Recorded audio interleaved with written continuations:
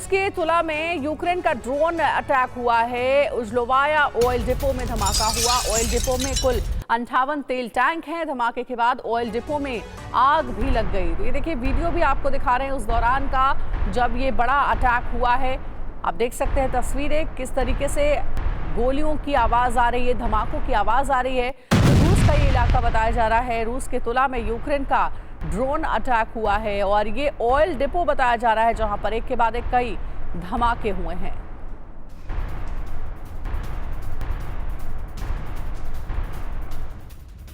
और अगली बड़ी खबर है, डोनेस्क में रूसी सेना का बड़ा हमला हुआ है। हमले में यूक्रेनी डिफेंस लाइन ध्वस्त हो गई। कई यूक्रेनी ठिकानों पर रूस का कब्जा हुआ है। यूक्रेन के कई ठिकानों पर बताया जा रहा है कि कब्जा हो चुका है। हमले में यूक्रेनी डिफेंस लाइन को भी ध्वस्त किया गया है।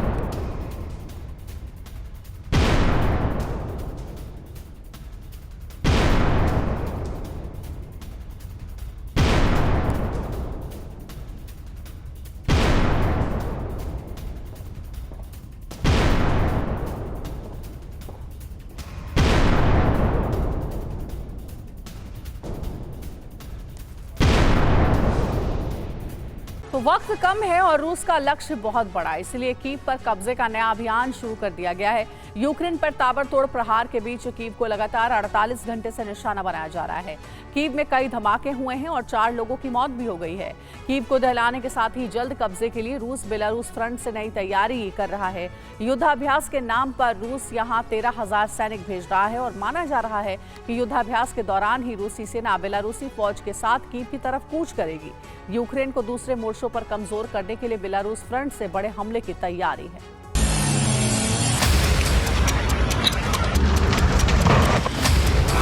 शनिवार की सुबह होने से पहले ही फिर कीव में खतरे का सायरन गूंजने लगा।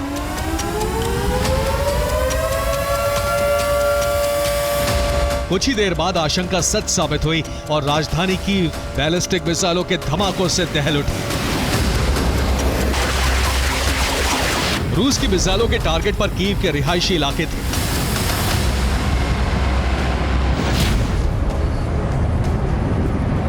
रूस के मिसाइल हमले में 4 लोगों की मौत हो गई।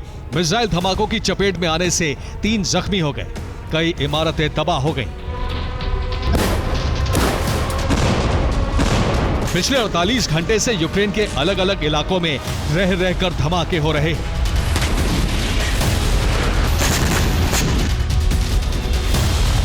यूक्रेन के आसमान में रूसी मिसाइल और आत्मघाती ड्रोन की आवाज गूंज रही है।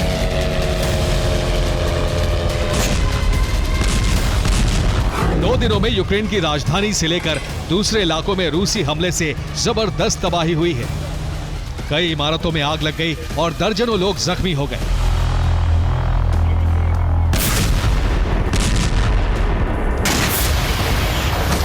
कीव में मिसाइल हमले के दौरान कई धमाके हुए। लोग अंडरग्राउंड शेल्टर्स में छिपे रहे।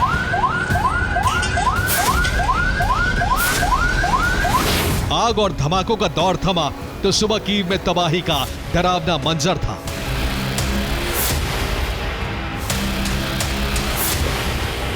पाइपलाइन टूटने की वजह से कीव में जोरदार आग के बाद सड़कों पर पानी बह रहा था। आग जैसे हालात के बीच गाड़ियां और इमारतें जल रही थीं। कीव में मेट्रो स्टेशन, कैफे, दुकान और रिहायशी इमारतों को रूस ने मिसाइल से निशाना बनाया है। ज़ेपोरिज़िया में भी रूस ने मिसाइलों और ड्रोन से हमला किया। रिहायशी इलाके में हमले की वजह से 10 से ज्यादा लोग जख्मी हो गए और कई इमारतें मलबे में तब्दील हो गई।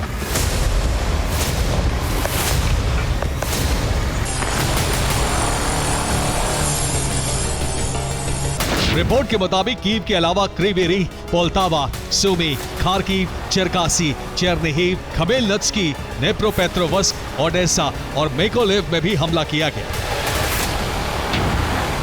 रिपोर्ट के मुताबिक सबसे ज्यादा तबाही रूस के 2 इस्कंदर M मिसाइलों से हुई। दोनों मिसाइलों को यूक्रेनी एयर डिफेंस गिराने में नाकाम रहे।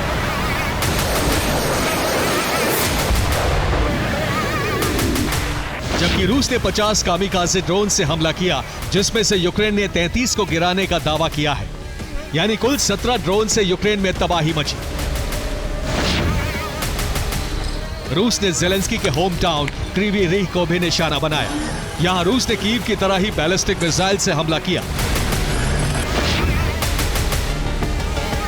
क्रीवी रीह में एक रिहायशी बिल्डिंग पर मिसाइल गिरी, जिसकी वजह से 3 लोगों की मौत हो गई और 12 लोग जख्मी हो गए।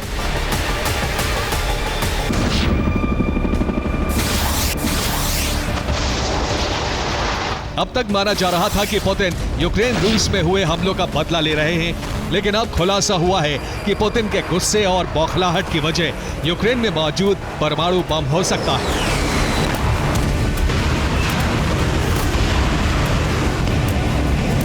बाइडेन ने एक इंटरव्यू में खुलासा किया है कि पुतिन को यूक्रेन में अमेरिकी न्यूक्लियर सेंटर बनने का डर था। पुतिन को शक था कि अमेरिका यूक्रेन में एटम बम रखेगा। बाइडेन ने पुतिन को ऐसा कभी नहीं होने का भरोसा दिया था, लेकिन माना जा रहा है कि इसी डर की वजह से पुतिन ने यूक्रेन पर हमला कर दिया था। कुछ वॉर एक्सपर्ट्स मान रहे हैं कि पुतिन का शक सच साबित हो सकता है और हो सकता है बाइडेन यूक्रेन को एटम बम दे चुके हों।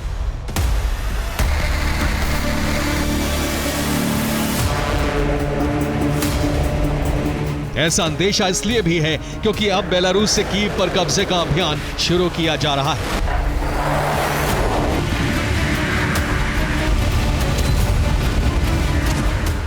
बेलारूस से कीव कब्जे के अभियान की शुरुआत कर दी गई है। रिपोर्ट के मुताबिक बेलारूस से कीव पर हमले का प्लान है। बेलारूस से कीव पर कब्जे की कोशिश होगी। फिलहाल बेलारूस यूक्रेन सीमा पर 10,000 सैनिकों की तैनाती है। रूसी टैंक और वाहन भी बॉर्डर पर तैनात हैं। बेलारूस बॉर्डर से रूसी फौज निप्रो नदी के किनारे से आगे बढ़ सकती है। यहाँ से कीव की दूरी 150 किलोमीटर से भी कम है। बेलारूस से जंग शुरू होने पर यूक्रेनी सेना की ताकत बढ़ जाएगी।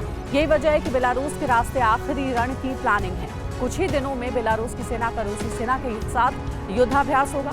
13,000 रूसी सैनिक बेलारूस भेजे जा रहे हैं। फाइटर जेट और हथियार भी बेलारूस पहुंचेंगे। युद्धाभ्यास के बहाने रूस सैनिकों की भारी तैनाती करने जा रहा है।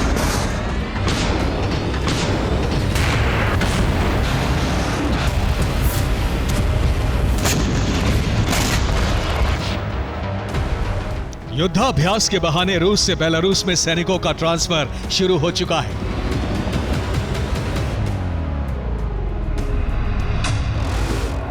माना जा रहा है कि कई बार युद्धाभ्यास कर चुकी दोनों सेनाएं इस बार कीव मिशन के लिए एक साथ रवाना होंगी।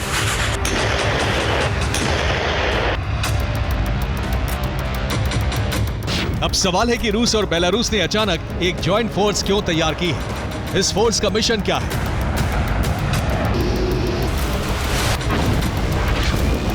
माना जा रहा है कि पुतिन ने यह सब यूक्रेन पर नए सिरे से नए इलाके से हमला करने के लिए किया है।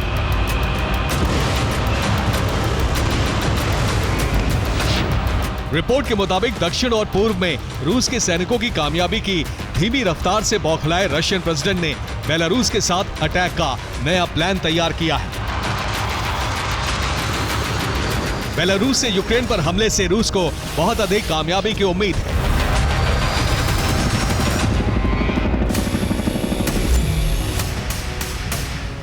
बेलारूस से हमले का पहला असर यह होगा कि दक्षिण और पूर्व से यूक्रेन की सेना उत्तर में शिफ्ट होगी। इसके अलावा उत्तर में यूक्रेन को अपने घातक हथियार भेजने होंगे। असर नंबर 3, दक्षिण में सैनिक कम होने से रूस के लिए आगे बढ़ना आसान होगा। असर नंबर 4, पूर्वी इलाकों में भी यूक्रेन का जबरदस्त पलटवार कमजोर होगा।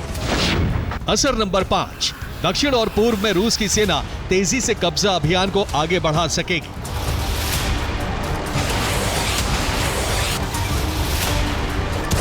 बेलारूस में जॉइंट फोर्स बनाने से पुतिन को सैनिकों की कमी से भी नहीं जूझना होगा और न ही रूस को दक्षिण और पूर्व से सैनिकों को बेलारूस में शिफ्ट करना होगा। पुतिन की कोशिश है कि वो बेलारूस की सेना की मदद से यूक्रेन पर अटैक करें। हालांकि ब्रिटिश डिफेंस मिनिस्ट्री की रिपोर्ट के मुताबिक रूस सिर्फ यूक्रेन को डराने की कोशिश कर रहा है ताकि यूक्रेन नॉर्थ में सैनिकों की तैनाती करे।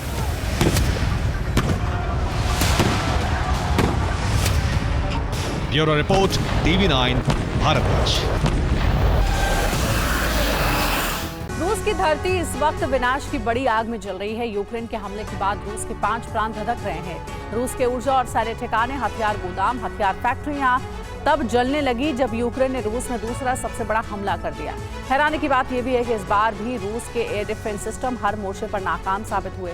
सवाल यही है कि आखिर रूस के एयर डिफेंस सिस्टम बार बार फेल क्यों हो रहे हैं? क्या नाटो ने रूसी एयर डिफेंस और रडार को हैक कर लिया है? 16 जनवरी 2025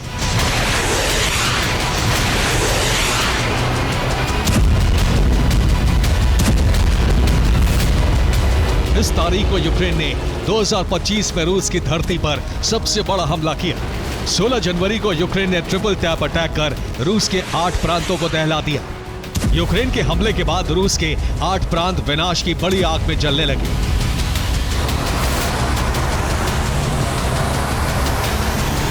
अठारह जनवरी 2025 इस दिन यूक्रेन ने रूस में दूसरा बड़ा हमला कर दिया।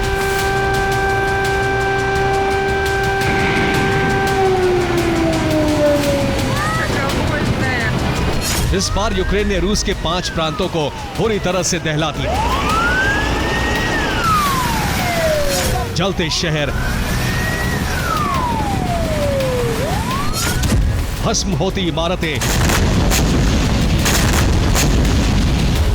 खाक होते हथियार गोदाम,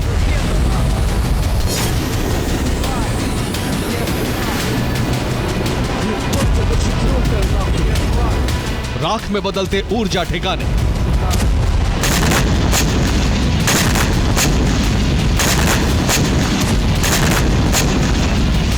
विनाश का यह भयावह मंजर इस बात का गवाह है कि यूक्रेन के हमले से रूस में बहुत बड़ा जलजला आ गया।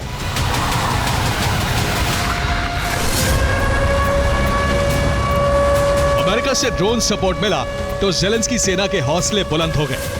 यूक्रेनी फोर्स ने नेटो की मदद मिलते ही रूस की धरती पर सीरियल ड्रोन विस्फोट करना शुरू कर दिया।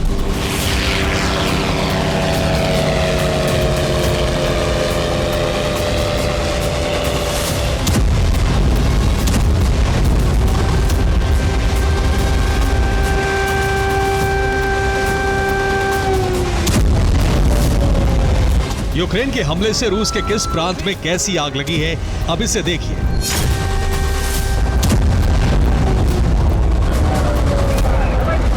यूक्रेन ने रूस के कलुगा में 15 ड्रोन फायर किए। हमले से कलुगा में ऑयल रिफाइनरी में आग लग गई। यूक्रेन ने वोरोनिश में भी कई धमाके किए, यहां भी रूस की ऑयल रिफाइनरी जल गई।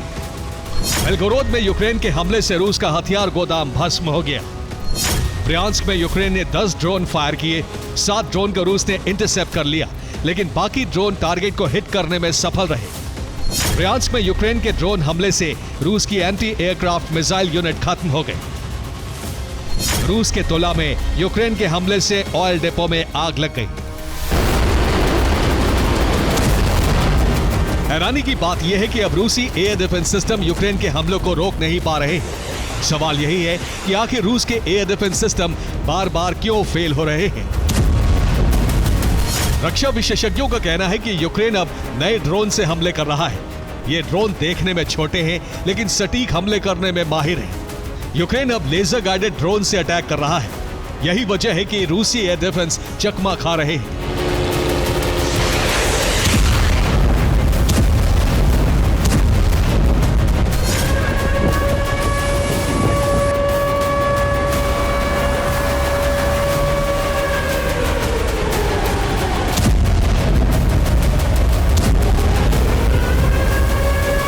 शक यह भी है कि ज़ेलेंस्की सेना नेटो के हथियार को मॉडिफाई कर उसे अपना नाम देकर हमले कर रही है। यही वजह है कि रूस इन हमलों को रोक नहीं पा रहा है।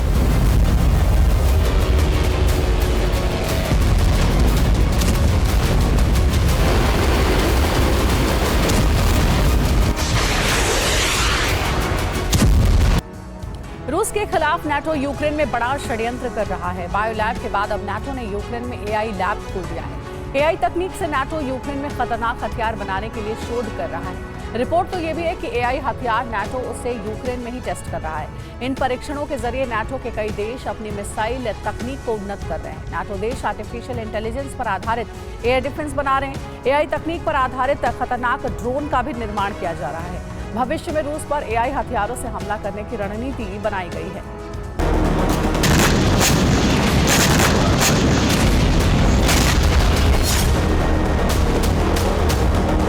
यूक्रेन में अमेरिका का बायो लैब पहले से ही मौजूद है। इस बायो लैब में अमेरिका जैविक हथियार बना रहा है। इन जैविक हथियारों से भी यूक्रेन हमले कर रहा है, लेकिन अब एआई हथियारों से हमले का दौर शुरू होने वाला है। इन हथियारों से हमले शुरू हुए तो रूस यूक्रेन युद्ध बहुत ही भयावह रूप ले लेगा।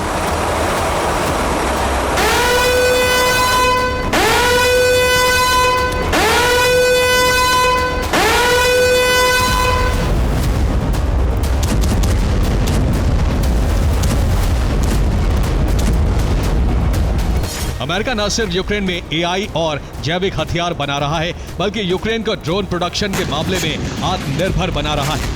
इसका खुलासा खुद बाइडेन प्रशासन ने किया है। यूक्रेन में घातक ड्रोन बनाने के लिए सिर्फ 2024 में ही अमेरिका ने 13,000 करोड़ रुपए दिए। युद्ध के मैदान में ड्रोन हमले निर्णायक साबित हो रहे हैं। यही वजह है कि यूक्रेन और रूस दोनों ने ही ड्रोन का निर्माण तेज कर दिया है। पुतिन के आदेश पर रूस की हथियार फैक्ट्रियों में बड़े पैमाने पर कामिकाज़े ड्रोन बनाए जा रहे हैं।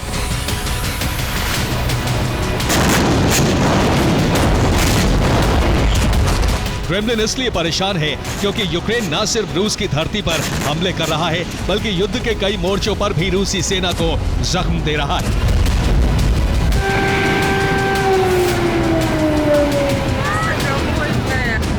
खेरसोन में यूक्रेन ने रूसी सेना की एक यूनिट को खत्म कर दिया। खार्किव में भी यूक्रेन के हमले में रूस के 7 सैनिक मारे गए। डोनेस्क में यूक्रेन ने रूस के ड्रोन को हवा में ही तबाह कर दिया। पोक्रोवस्क के पास यूक्रेन ने रूसी सेना के वाहन को जला दिया। सूमी में यूक्रेन के हमले से रूसी सेना के कई हथियार तबाह हो गए। जाहिर है, रूस के अंदर हो या युद्ध के मैदान में, यूक्रेनी फोर्स के हमले न सिर्फ कामयाब हो रहे हैं, बल्कि रूसी सेना को बड़ा नुकसान पहुंचा रहे हैं।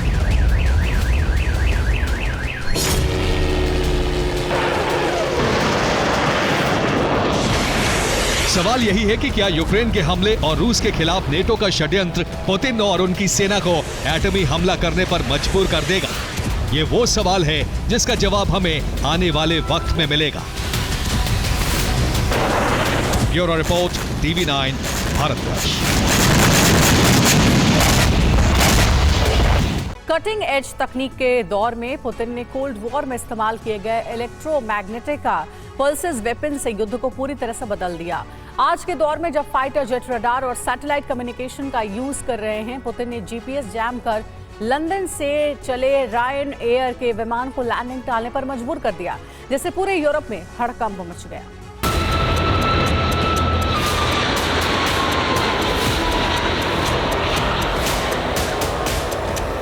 सोलह जनवरी को आसमान में उड़ते हुए रायन एयर के विमान की मंजिल थी लिथुआनिया की राजधानी विल्नियस। विल्नियस के रनवे की ओर बढ़ते हुए इस विमान के पायलट ने कंट्रोल टावर से संपर्क साधा। 700 फीट की ऊंचाई तक सब ठीक था। विल्नियस के कंट्रोल टावर ने लैंडिंग की अनुमति दे दी थी, लेकिन एकाएक रायन एयर के कंप्यूटर सिस्टम में गड़बड़ी आ गई। रनवे की ओर बढ़ते पायलट ने खतरे को भांपकर मे डे का ऐलान कर दिया। अचानक रनवे की ओर बढ़ते विमान ने फ्लाइट रूट बदला। विमान के अंदर बैठे यात्रियों को झटके लगे और तनाव बढ़ने लगा।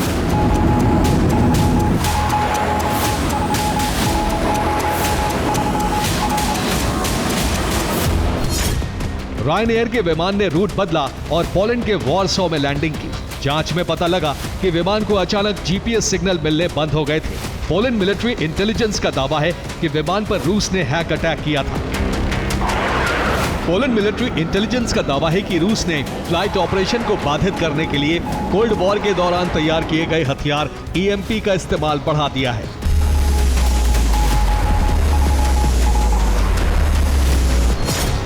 रिपोर्ट के मुताबिक रूस ने कैलिनिनग्राड में ईएमपी वेपन तैनात कर रखा है।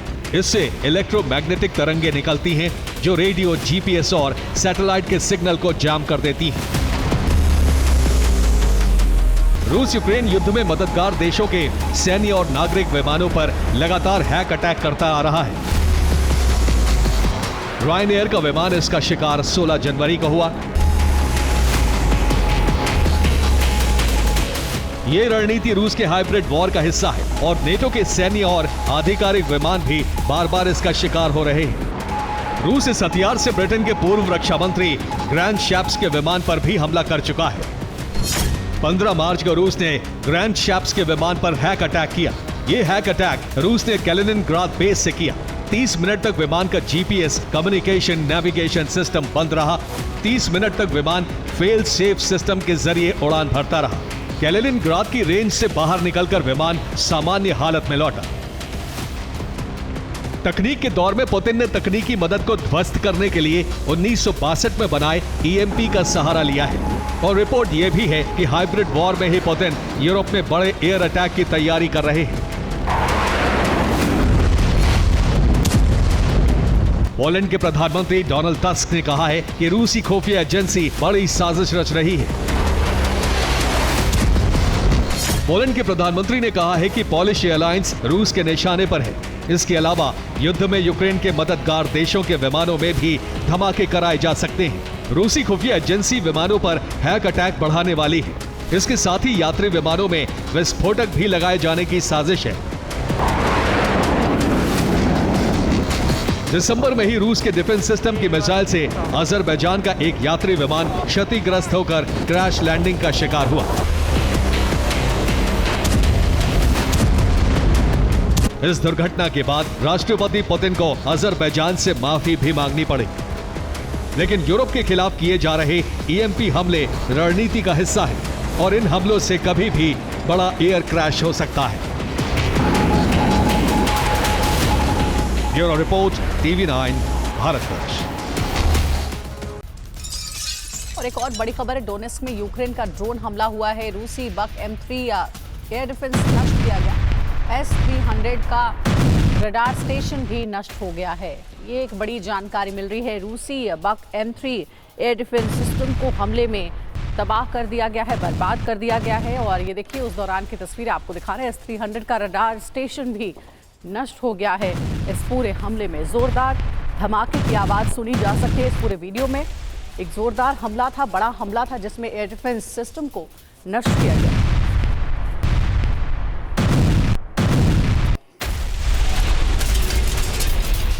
तो यूक्रेन रूस की जंग में रणनीतिक मोर्चे पर स्थिति ऐसी बन चुकी है कि जंग को विस्तार मिलना तकरीबन तय मान लिया गया है।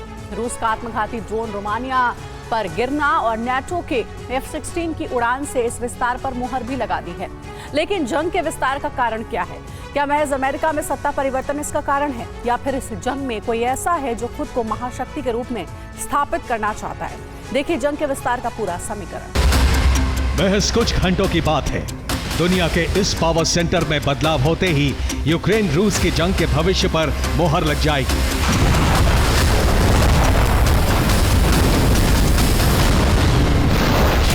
डोनाल्ड ट्रंप राष्ट्रपति के तौर पर जैसे ही शपथ लेंगे, वैसे ही जंग के रणनीतिक समीकरण खुद ब खुद बदल जाएंगे।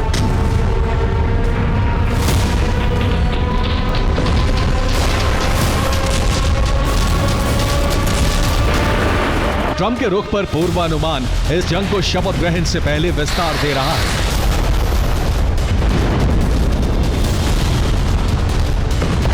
और रणभूमि में ऐसी स्थिति बनाने का एक ही मकसद है, युद्ध विराम की संभावना को खत्म करके ट्रंप के शपथ ग्रहण के साथ युद्ध को महायुद्ध में बदल दिया जाए।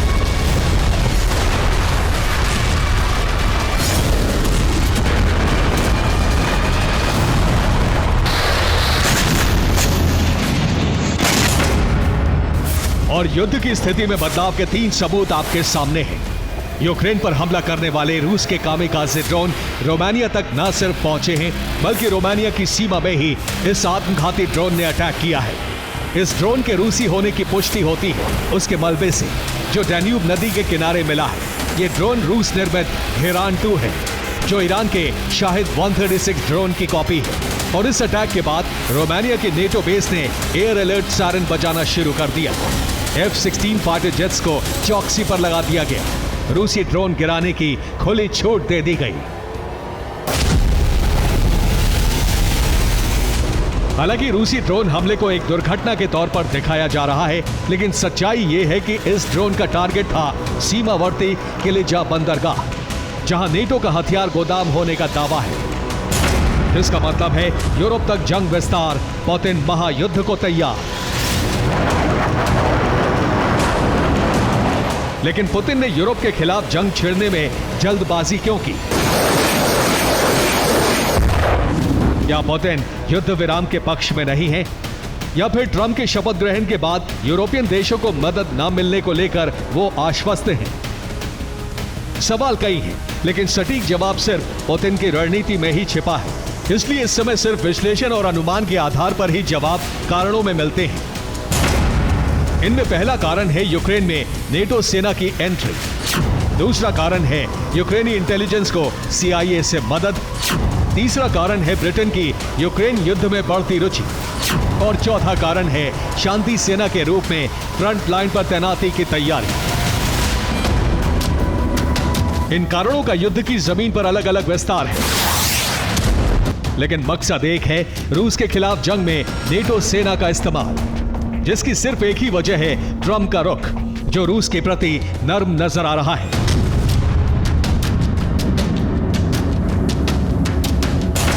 इसलिए ट्रंप के शपथ ग्रहण से पहले युद्ध भड़काया जा रहा है, ताकि रूस के हमले को संयुक्त नेटो पर हमला माना जाए। इस स्थिति में समझौते के तहत अमेरिका भी इसे हमला मानेगा, और शपथ ग्रहण के बाद भी ट्रंप यूक्रेन के मोर्चे पर मदद बंद नहीं कर पाएंगे।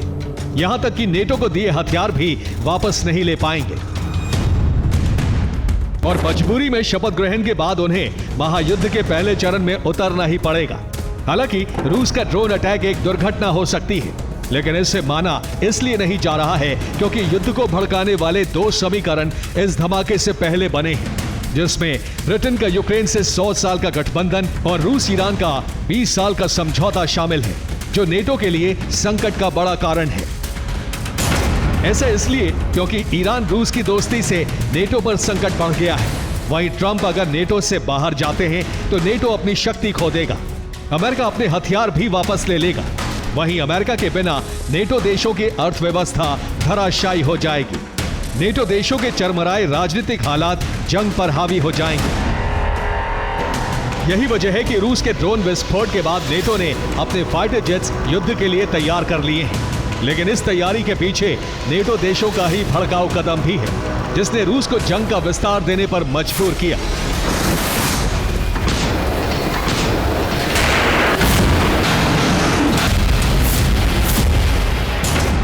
दरअसल इस समय नेटो के कमांडर यूक्रेन के पश्चिमी हिस्से में यूक्रेनी फोर्स को ट्रेनिंग दे रहे हैं। यानी ट्रेनिंग के बहाने नेटो की फोर्स यूक्रेन पहुंच चुकी है, जिनकी सुरक्षा के लिए पोलैंड में एयर डिफेंस सिस्टम तैनात किए गए हैं। ये सेना ट्रेनिंग के बाद यूक्रेन की पूर्वी सीमा पर फ्रंट लाइन पर रूस के खिलाफ युद्ध लड़ेगी, जिसका मकसद है रूसी सेना के कब्जे से डॉनबास और क्रीमिया को आजाद कराना।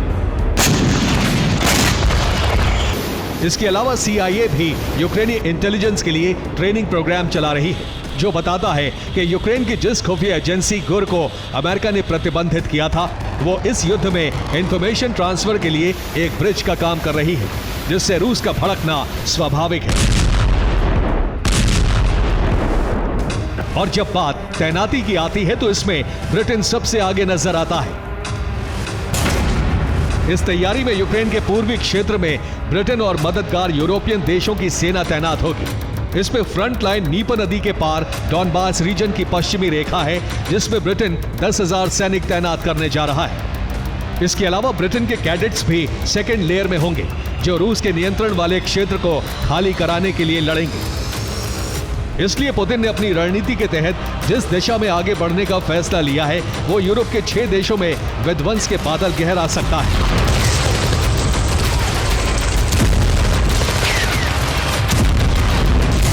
इनमें प्रमुख टारगेट हैं Romania, Lithuania, France, Germany, Poland और इन्हें लीड करने की ख्वाहिश रखने वाला ब्रिटेन। जिसका कारण सिर्फ ये है कि पोलैंड ने अपने फाइटर जेट्स रूस के खिलाफ बाहर निकाल लिए हैं। रोमानिया हमले की तैयारी कर रहा था। लिथुआनिया अपनी सेना यूक्रेन भेजने की तैयारी में है। फ्रांस बाल्टिक रीजन में रूस के खिलाफ गश्त कर रहा है। जर्मनी ने रूसी ड्रोन पर हमले की खुली छूट दे दी है और ब्रिटेन अब जंग का नेतृत्व करने जा रहा है। Bureau report, TV9 Bharatvarsh. Iran के परमाणु कार्यक्रम को तबाह करना इजरायल का सबसे बड़ा मकसद है, वरना खतरा यह है कि ईरान इजरायल को तबाह कर सकता है। अब ईरान की रिपोर्ट से पता लगा है कि इजरायल ने ईरान का परमाणु बम बनाने का मिशन रोकने के लिए एक बड़े खुफिया ऑपरेशन को अंजाम दिया है। इसे लेबनान के बीपर ऑपरेशन की तर्ज पर डिजाइन किया गया है। इस ऑपरेशन में मोसाद की यूनिट 8200 के एजेंट शामिल थे। इस ऑपरेशन का मकसद था ईरान के अंडरग्राउंड परमाणु ठिकानों में विस्फोट करना। देखिए इजरायल ने कैसे इस ऑपरेशन को अंजाम दिया। 19 अप्रैल 2024 ये वो तारीख है जब इजरायल ने ईरान पर मिसाइल हमले किए और इनके टारगेट पर थे ईरान के परमाणु ठिकाने।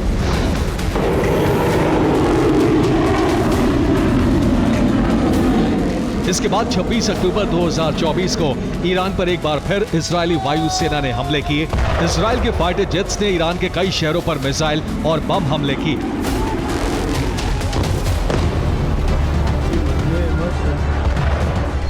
26 अक्टूबर के हमले के लिए इजरायल ने वायुसेना की कई स्क्वाड्रन तैयार की। हमले के लिए लॉन्ग रेंज रॉक्स मिसाइलें चुनी गई। F-15, F-16 और F-35 फाइटर जेट्स पर 40 मिसाइलें लोड करके ईरान पर हमले किए गए।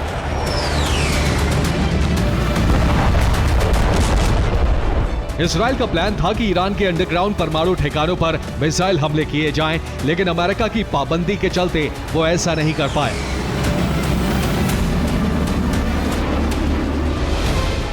हालांकि 26 अक्टूबर के हमले में इजरायली वायुसेना ईरान के नतांज न्यूक्लियर प्लांट परिसर में हमला करने में कामयाब रही।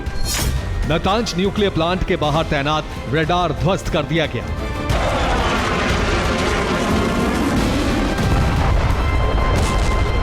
लेकिन अमेरिका की पाबंदी के चलते परमाणु ठिकाने पर बम नहीं बरसाए गए।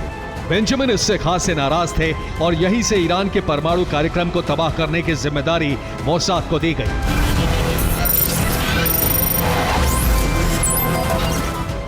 अक्टूबर 2024 में ईरान बड़े पैमाने पर यूरेनियम एनरिचमेंट कर रहा था और उसके पास जरूरत से कम सेंट्रीफ्यूज फैसिलिटी थी।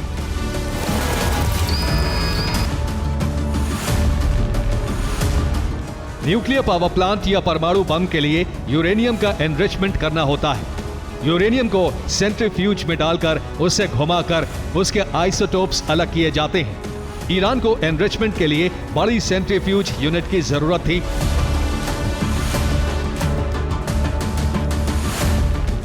अमेरिकी पाबंदियों के चलते ईरान को सेंट्रीफ्यूज मिलने नामुमकिन थे। ईरान के लिए सबसे जरूरी थे सेंट्रीफ्यूज। ईरान सेंट्रीफ्यूज बनाने वाली किसी कंपनी से सौदा नहीं कर सकता था। ईरान को अलग अलग डीलर से सीक्रेट डील करनी थी। ईरान के सामने चुनौती थी कि इस डील की भनक अमेरिका या इजराइल को ना लगे।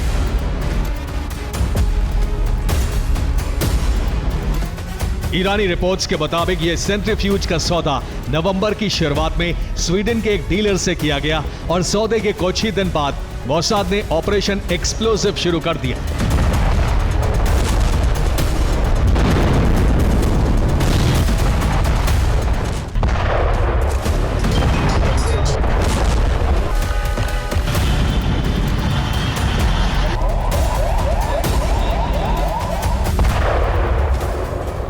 लेकिन हिजबुल्लाह लड़ाकों के पेजर में विस्फोट होने के बाद ईरान ज्यादा सतर्क था और सेंट्रीफ्यूज की गहनता से जांच के बाद इनमें लगे विस्फोटकों की जानकारी मिली।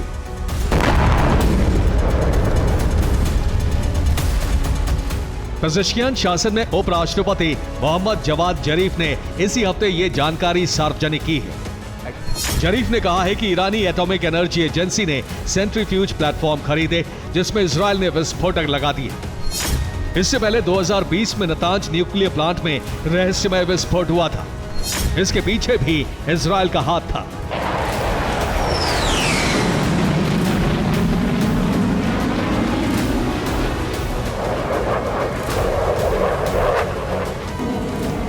इसराइल की वायुसेना और मिसाइल फोर्सेस ईरानी परमाणु कार्यक्रम के लिए सबसे बड़ा खतरा है और इस खतरे से बचने के लिए ईरान ने अब रूस की मदद ली है।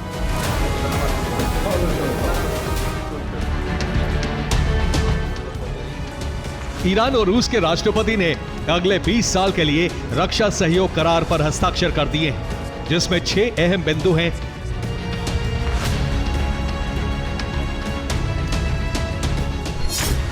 पहला, सुरक्षा और रक्षा समझौता। दूसरा, राष्ट्रीय खतरे पर परस्पर सहयोग। तीसरा, परस्पर राष्ट्रीय संप्रभुता पर प्रतिबद्धता। चौथा, ऊर्जा क्षेत्र में आर्थिक सहयोग। पांचवा, अंतर्राष्ट्रीय सौदों में नया पेमेंट सिस्टम। छठा, परमाणु ऊर्जा विकास में साझा प्रयास।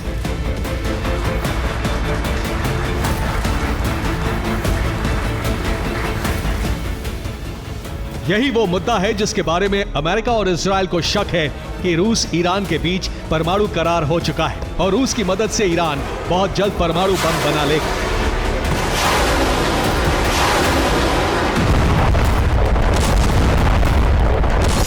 रूस के पास यूरेनियम का पर्याप्त भंडार है। रूस के पास यूरेनियम एनरिचमेंट का बड़ा इंफ्रास्ट्रक्चर है। रूस परमाणु बम बनाने की तकनीक ईरान को दे सकता है। रूस ईरानी मिसाइलों में फिट होने वाले बम विकसित करने में मदद दे सकता है।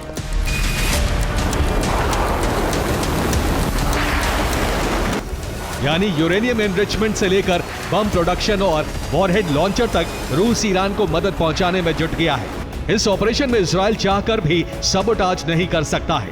अब ईरान के परमाणु कार्यक्रम को रोकने का एकमात्र रास्ता उसके ठिकानों पर हमले करना है और ऐसा हुआ तो अरब से महासंग्राम की चिंगारी भड़कनी तय है।